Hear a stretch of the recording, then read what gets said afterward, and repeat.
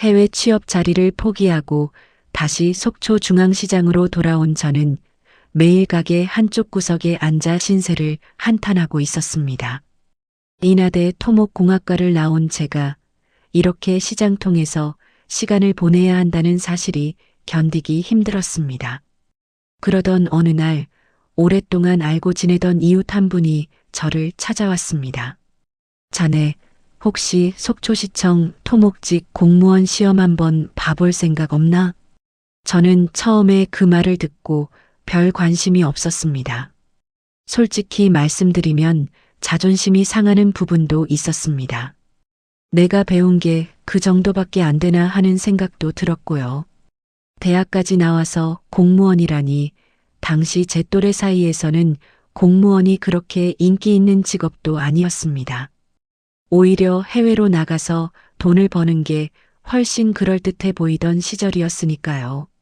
하지만 시간이 지날수록 저는 현실적인 생각을 하게 됐습니다. 그래도 돈은 벌어야겠다.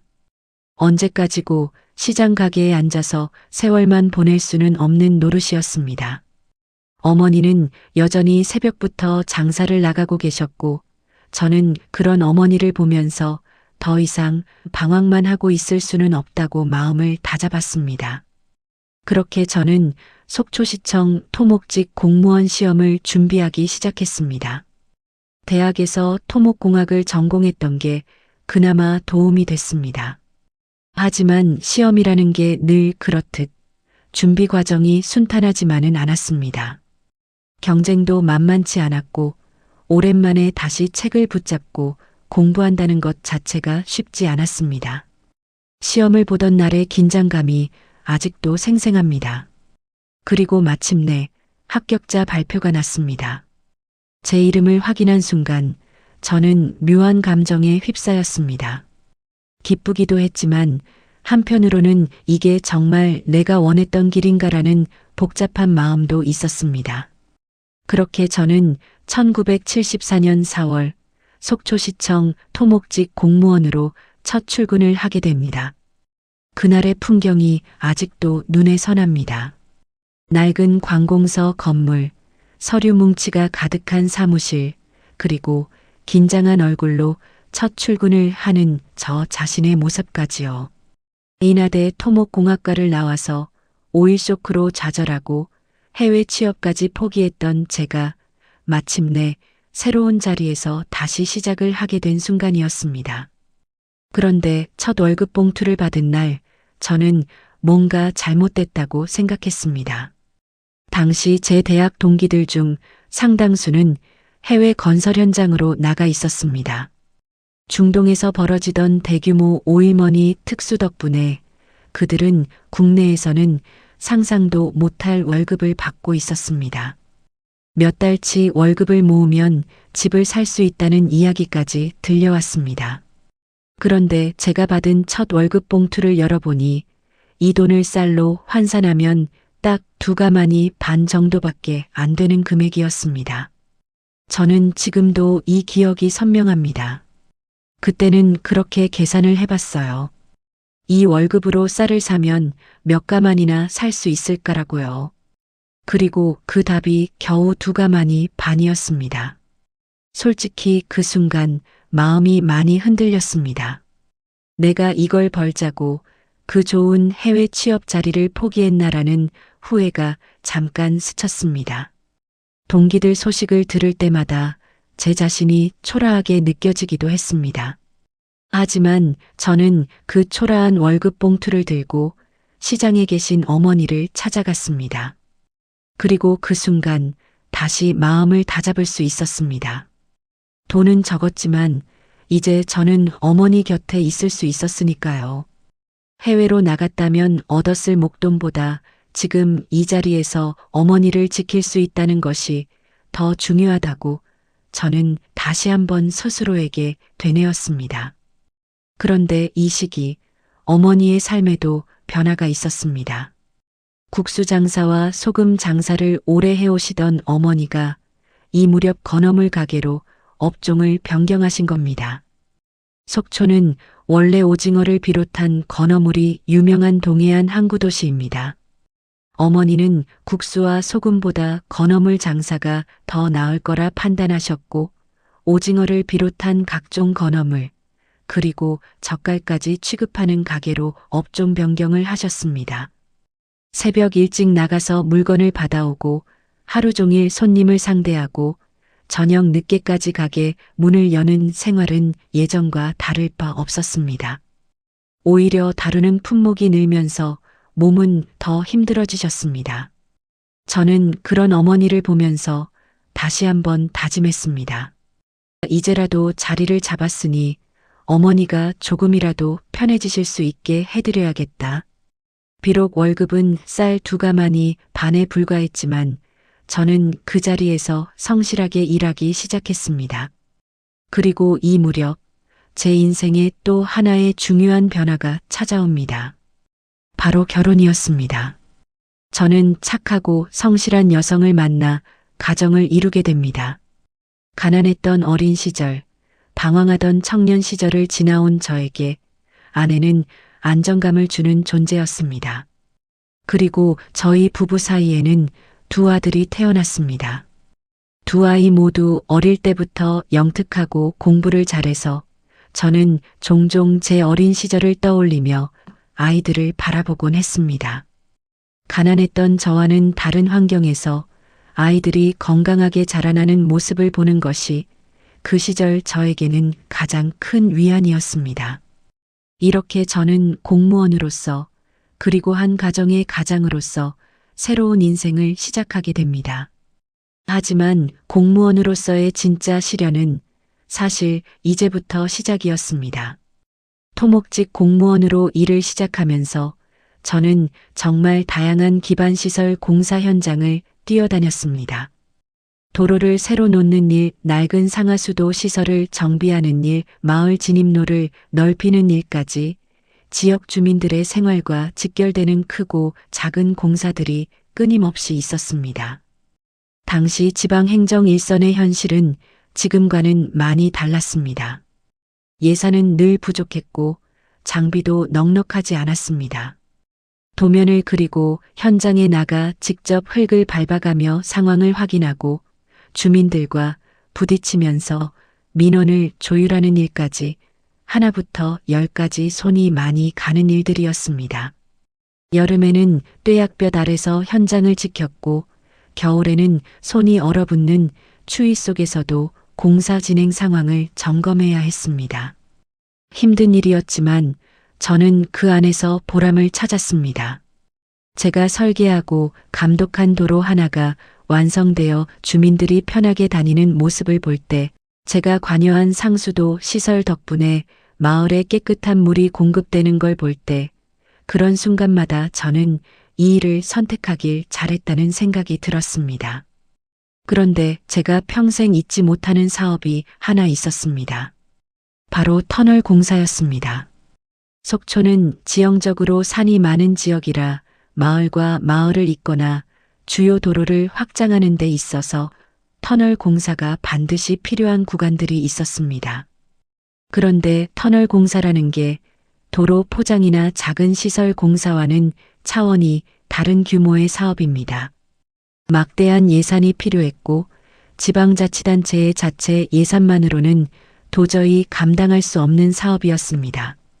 저는 이 터널 공사를 실현시키기 위해서 중앙부처를 찾아가 예산을 확보하는 일에 매달리기 시작했습니다. 이게 말이 쉽지 실제로는 정말 험난한 과정이었습니다. 지방의 작은 시청 공무원이 중앙부처 담당자를 만나서 예산을 따낸다는 게 한 번 찾아간다고 될 일이 아니었습니다. 저는 필요한 자료를 준비해서 서울로 올라갔습니다. 지역의 필요성, 경제적 효과, 주민들의 불편사항까지 꼼꼼하게 정리한 서류를 들고 중앙부처 담당 부서를 찾아갔습니다.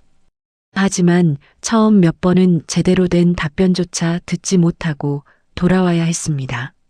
담당자를 만나기도 어려웠고 만난다 해도 예산이 부족하다, 우선순위에서 밀린다는 말만 듣기 일쑤였습니다. 그래도 저는 포기하지 않았습니다. 몇 번이고 다시 서울의 버스에 몸을 실었습니다. 같은 자료를 몇 번이고 다시 설명하고 필요하면 자료를 더 보완해서 다시 찾아갔습니다. 지역 주민들이 겪는 불편을 생생하게 전달하려고 노력했고 이 터널이 뚫렸을 때 지역에 어떤 변화가 생길지를 진심을 담아 설명했습니다. 그렇게 몇 번이고 반복된 방문 끝에 마침내 중앙부처로부터 예산 확보에 대한 긍정적인 답변을 받게 됩니다.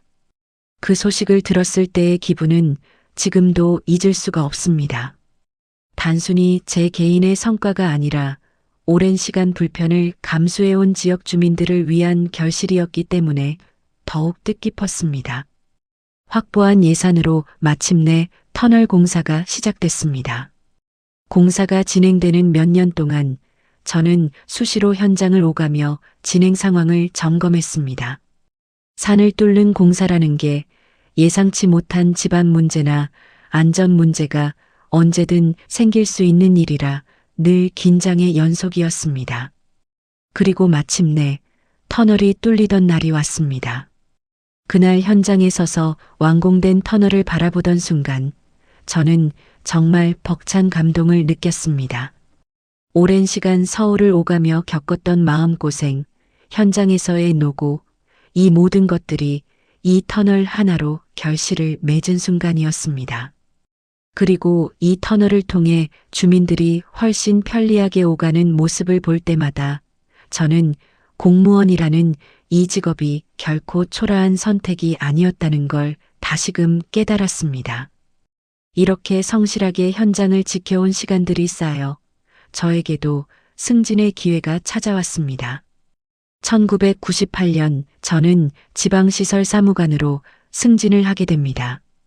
그리고 이후 건설과장, 상수도 사업소장 등 여러 중요한 자리를 거치게 됩니다. 말단 토목직 공무원으로 시작해서 이제는 지역의 건설 행정을 총괄하는 자리에까지 오르게 된 겁니다. 사무관이 되고 나서는 현장에서 직접 삽을 들던 시절과는 또 다른 책임감을 느꼈습니다. 이제는 더 큰 그림을 그리고 여러 부서와 사업을 조율하고 더 많은 사람들의 삶에 영향을 미치는 결정을 내려야 하는 자리였습니다. 그런데 승진의 기쁨도 잠시 2002년 저에게 시련이 닥쳐옵니다. 2002년 여름 태풍 루사가 한반도를 강타했습니다.